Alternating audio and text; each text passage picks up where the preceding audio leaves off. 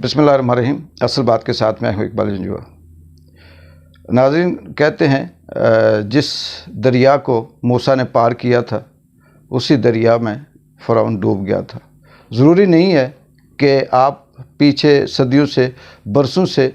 दहाइयों से एक काम करते आ रहे हैं और आप जीतते जा रहे हैं, आप अपनी कामयाबियों के झंडे गाड़ते जा रहे हैं और वो ज़्यादती, जुल्म, नाइंसाफ़ी के साथ आप सबको रूंधते जा रहे हैं।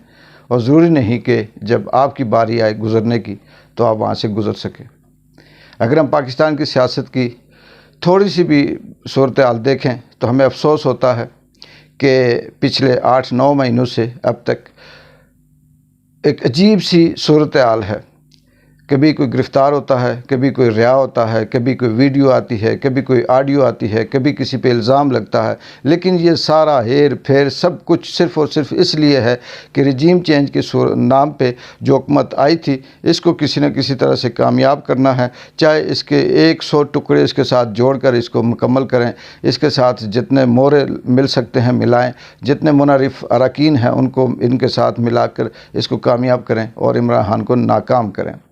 अभी भी, इस वक्त भी, आज के दिन भी जो डेवलपमेंट है वो यही है कि पंजाब से परवेज़ इलाही को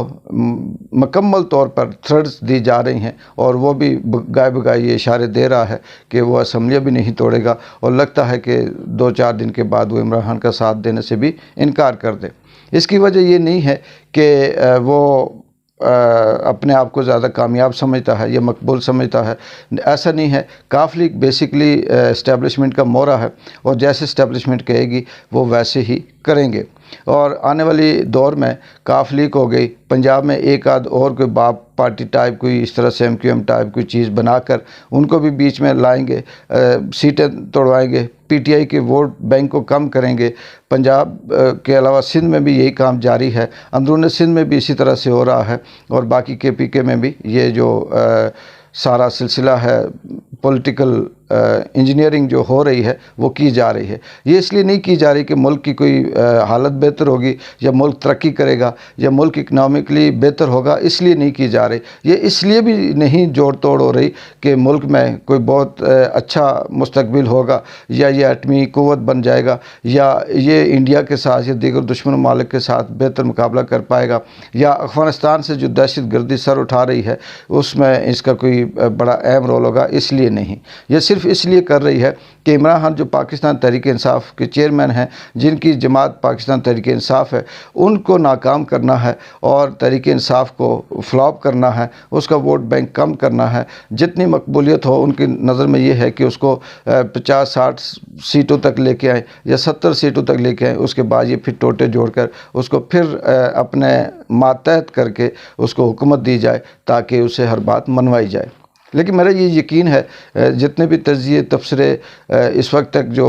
पाकिस्तान में हो रहे हैं, चाहे वो इमरान खान के ख़िलाफ़ हों या हक़ में हों, उनकी नज़र में देखा देखी में यही है कि पाकिस्तान तहरीक इंसाफ बिल्कुल कमज़ोर होती जा रही है और होगी। और इमरान खान को कभी जहर देकर मारने की बात की जा रही है, कभी शूट करने की बात की जा रही है और उसके ख़िलाफ़ जितने भी तरीक़ेकार हो सकते उसको रास्ते से हटाने के लिए माजी में जो इस्तेमाल किए गए, जैसे ज़ुल्फ़िकार अली भुट्टो के साथ, लियाक़त अली ख़ान के साथ बेनज़ीर भुट्टो हो गई या दीगर जो हमारी इस तरह से बड़ी हस्तियाँ हैं, कायद-ए-आज़म भी थे और कुछ इस तरह से हमारे शोधा भी हैं, आर्मी के भी बड़ी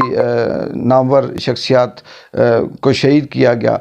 साफ़ियों को बहुत से ऐसे थे जिनको शहीद किया गया, इस तरह से और बहुत से लोग जो सोशल अच्छे जो आवाज़ उठाने वाले थे उनको गायब किया गया। ये सारा कुछ सिर्फ इसलिए किया जा रहा है कि वो जो ताकत है, वो जो 70 साल से फ़िरौन बनकर इस मुल्क में खुदाई दावा करते हैं, उनका रास्ता क्योंकि रोका जा रहा है और मूसा की जगह वो चाहते हैं कि उसको जैसे भी है उसको मारा जाए। लेकिन मेरा ये यकीन है कि कुदरत बिल्कुल इसमें कोई शक नहीं है। अगर हम माजी की तारीख़ उठाएं तो ऐसे ऐसे मौजे और ऐसे ऐसे वाक़ात, ऐसे ऐसे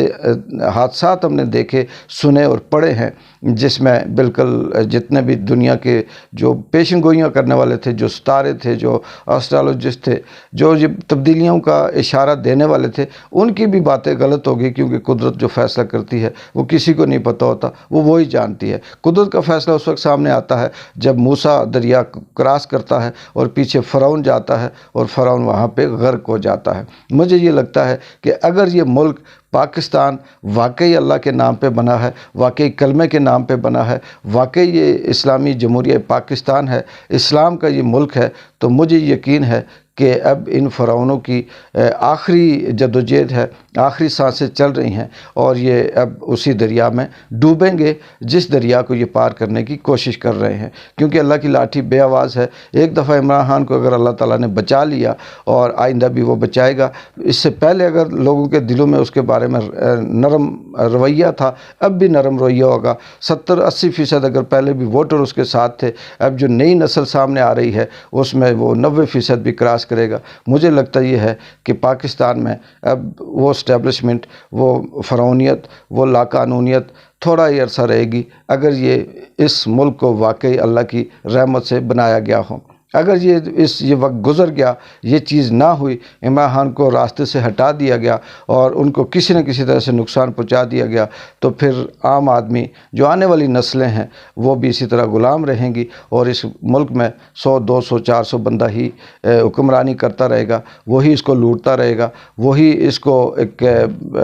جسے کہتے ہیں کہ محل بنا کے رکھے گا، اور انگریز یہاں پہ آئے گا، موجے کرے گا، اپنے اشارے سے اس کو چلائے گا، اور یہ پھر امریکہ کی ایک کالونی کی طور پہ ساری زندگی یہ ملک رہے گا۔ پھر اس کو سپر پاور یا طاقت یا ترقی یہ کرنا، یہ آپ کہہ سکتے ہیں کہ یہ ناممکن ہے۔ پیسہ آنا یہ کوئی بڑی بات نہیں ہے، کیونکہ دولت تو اصل ان کے گھروں میں بھی ہوتی ہے جو 2 نمبری کرتے ہیں، جو دلالی کرتے ہیں، جو